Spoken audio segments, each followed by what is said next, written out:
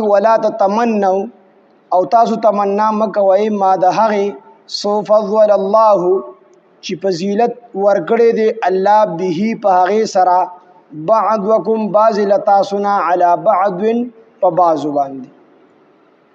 نو د هر هغه څیز تمنا به نه کوي چې په کوم باندې الله پاک جل شانه تا ته په بل چا باندې فضیلت ورکړي نو فضیلت او نعمت دا په دوه قسمه دي یو ته ویل شي اختیاري یو ته ویل شي غیر اختیاري اختیاري هغه دي چې هغه انسان په خپل کسب سره په خپل مهنت سره حاصلولی شي او غیر اختیاري هغه دي چې هغه انسان په خپل کسب سره او په خپل کوشش سره نشي حاصلو نو د هغه نعمت ارزو بنه کوي چې کوم غیر اختیاري ستا په وس کې ني لکه څنګه لکه مثال یو سړی الله پاک په سید خاندان کې پیدا کړی دی دا یو لوی نعمت دی چې د نبی علیه السلام په خاندان کې دی نو اوس کو ته وایې چې کاش زه د نبی علیه السلام په دې خاندان کې پیدا شوی دا ستا په وس کې شته دی دا ستا وس کې نشته دی نو دا غیر اختیاري دی دغه رنګ یو سړی دی هغه الله ډېر ښکلی پیدا کړی دی نو دا ښکلی پیدا کول دا خو د الله فعل دی په دې کې ستاسې اختیار نشته دی او ته خراب پیدا کړي او ته کوشش کوي او تمنا کوي چې زه د بل سړي په شان دي شوی دی ښکلي سړي په شان دي استاد شکل نه بدلیږي دا ستا په اختیار کې نشته دغه رنګ یو سړی الله دنګ پیدا کړی دی او ته کوشته چیت پیدا کړي او ته دا تمنا کوي کاش چې زه دنګ شوی نو د دې تمنا نه من راغلی ده ځکه دا ستا په کسب او ستا په اختیار کې نه ده نو که ته دا تمنا کوي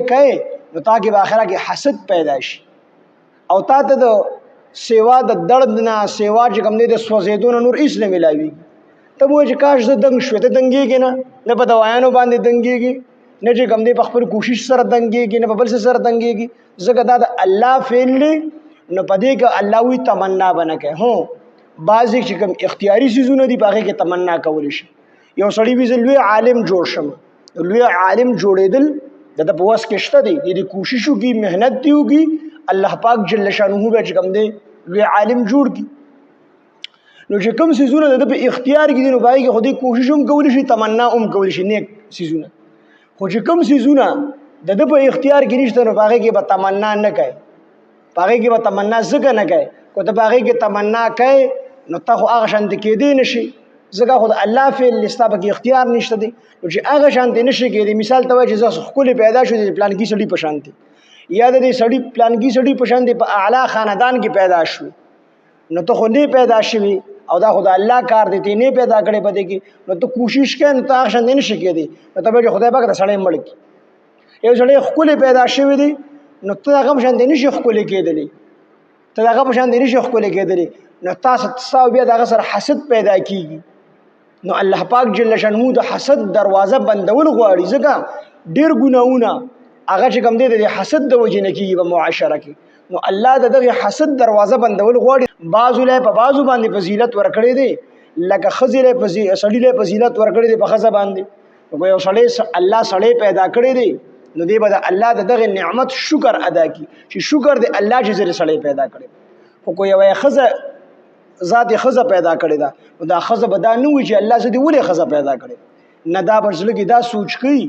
چې الله زه ښځه پیدا کړم کېدی شي چې سړی پیدا کړی وي او ما د سړیتوب کارونه نه وي کړي نو الله پاک پرانیولم الله پر الله سزا راکوله نو د دې وجې نه الله زه ښځه پیدا کړې یو سړی الله ښکلی پیدا کړل دی په دې باندې شکر د الله ادا کړي د الله نعمت دی او کو یو سړی خراب پیدا کړی نو دی به ناشکري نه کوي دی به وایي چې زه الله بدصورته پیدا کړم دی کې به زما ښي کو چېرته ښکلی پیدا کړی وي کېدی شي پسې فتنګیان ختې وي نو ان هر انسان په خپل ځای باندې صبر کوي او دی په خپل ځای باندې چې کوم دی د الله پاک په ورکړه باندې راضي دی حدیث پاک کې راځي نبی علیه السلام فرمایي چې کوم سړي کې دوه حسرتونه پیدا شي دی به الله پاک شاکر او صابر لیکي یو دا چې یو سړی په دین کې د خپل ځان نه اوچتو خلکو ته ګوري چې په دین کې د انسان د خپل ځان نه اوچت خلکو ته ګوري او دویم دا چې په دنیا کې دی د خپل ځان نه کم حیثیت خلکو ته ګوري نو دا سړی د الله پاک د شکر دی الله شاکر هم جوړي او الله پاک په صابر هم جوړي دی به صبر هم کوي بیا دی به شکر هم وباسي یو بزرګ چې کوم دی جمعه ته روانو په لاره باندې نو بخپو باندې پیزار نو زړه کې چې کوم دی خیال پیدا شو چې الله پاک ستا په خزانو کې اوس کمی نشته چې مال دی جوړه پیزار راکړې نو سوره بخوا د خپې به د تودو شګو باندې نه سوځېدلی نو چې وی کتل ناګهانه یو شل را روان دي هغه د خپې ځان پسې د کونډونه په کته باندې راکاږي چې دا ته نظر شو نو الحمدلله الله پاک زما خو صرف تلی سوځي او دا عجز دی د خپې تر کونډو پورې په ځمکه باندې راخکې شي په ځمکه باندې سوځي نو د الله شکر یې ادا کړو نو ځان نه کم حیثیت کسته وکتل نو د الله شکر یې ادا کړو نو کم سړی چې په دنیا کې د خپل ځان نه کم حیثیت خلکو ته ګوري دغه به الله پاک د شکر ماده او د صبر ماده چې کوم دی پیدا کړي یو سړی د الله موټر سایکل ورکړی دی نو دی به سوچ کوي چې ګوره دی بل سره سایکل دی ما سره موټر سایکل دی الحمدلله یو سړی د الله سایکل ورکړی دی نو دی به دا سوچ کوي چې ګوره دا کس پیاده روان دی الله مال سایکل راکړی دی د په دې سایکل باندې شکر وباسي خو کنه دی په موټر سایکل باندې ناست دی او دی گاډو ته ګوري نو دی بیا د الله په خدای باندې اعتراض کوي په دې خپل غریبۍ باندې بیا دی اعتراض کوي د دې وجه نه نبی علیه السلام فرمایي چې دوه حاصلتونه چې پیدا شي نو دا دوه حاصلتونه د سې دي چې د انسان کې به صبر عمر راځي او شکر به پکې عمر راځي یو دا چې دی په دین کې د ځان نه اوچت خلکو ته ګوري چې په دین کې د ځان نه اوچت ته ګوري دی به کوشش کوي دی به سعی کوي دی به هغه کس ته ځان رسول غواړي او په دنیا کې د ځان نه کم حیثیت خلکو ته ګوري نو دی به د الله شکر ادا کوي نو دلته چې د کم نعمت من راغلی ده نو هغه دا هغه نعمت تمنا به نه کوي چې کم نعمت ته نشي حاصلولی یعنی هغه ستا په اختیار کې نشته دی لکه تاسو ته مو ویل لکه یو سړی ښکلی پیدا دی الله یو لوی نعمت دی خو دی په خپل ځان په خپله باندې نشي پیدا کولی کنه ځان نشي ښکلی کولی کنه نو دغه نعمت من راغلی بعضو له په بعضو باندې فضیلت ورکړي دي بعضو له په بعضو باندې درجه ورکړي البته الله وی چې چاله مې کم کم نعمت ورکړي دي خپل خپل نعمت خوشاله شي خو چې څوک څومره نیکی کوي نو داغه ثواب به پوره چې کم دی ملاویږي ځکه د دې آیات په شان نزول کې دا ومو چې زنانه وی چې کله د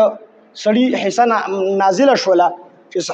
سړی ته به دوه حصے ملاویږي په جایداد کې په میراث کې او ښځې ته به یو حصہ ملاویږي نو زنانو دا خبر وکړله چې د زیات حصے خو مونږ حقدار بدیو چې مونږ د کار کسب یو او مونږ نازک مزاج یو کمزوري ذات یو په کار د چې مونږ د دوه حصے ملاوي دي نو الله پاک دا آیاتونه نازل کړل نو دلته کې د هغه نعمت چې کوم نعمت ته انسان په اختیار کې نه دی د هغې د تمنا او د هغې ارزو به هم نه کوي دا ګناه دی د هغې نه منع راله وروستو سره الله فرمیل چې للرجال د سړو دپاره نصیب حصه ده مما د هغې نه اکتسبو چې دي وګټل چې کومې نیکۍ سړو وکړلې هغې ته به الله پوره حصه ورکوي کو دی سید دی کو دی غیر سید دی کو دا سړی ښکلی دی او کو خراب دی خو چې څنګه نیکي وکړه اکشن بدله به ورته الله پاک ورکوي الله د دې نیکۍ نه کمی په ښایست باندې او په درجه باندې البته یو نعمت چاله یو نعمت ښکلی سیوا ورکړل دی چاله بل نعمت سیوا ورکړی دی چاله صحت ورکړی دی نو چاله مال ورکړی دی نو چاله حیث ورکړی دی نو بعضو ته په بعضو باندې فضیلت ورکړی دی خو چې یو سړی نیکي کوي نو د نیکۍ ثواب الله پاک یو شان دی ورکوي څومره چې دا کس محنت کوي څومره کوشش کوي څومره ښکلي کوي اکم نه ثواب بول الله ورکوي نو دا الله نه به د الله فضل غواړي په هر حالت کې کو ته نیکي کوي نو د دې فضل به د الله په فضل سره کوي او کو ته د ګناه نه بچ کېږي دا هم د الله جل شانه په توفیق سره بچ کېږي نو د الله فضل به د الله نه غواړي محنت په او د دې آیت نه دا هم ثابته شوله چې ته یو نعمت حاصلول غواړې نو صرف په تمنا او ارزو باندې نه کېږي بلکې اختیاري نعمت چې ستا په وس او اختیار کې نو صرف په ارزو نه بلکې په هغې پسې محنت هم کوي قدم به پسې اخلي کوشش به کوي سعی به کوي نو الله د چا محنت بیکاره او بې ځایه نه بوځي خامخا د هغې ثمرات به درته میلاویږي خو ورسره سره محنت به هم کوي واسأل الله من فضله او د الله نه به د الله فضل هم غواړئ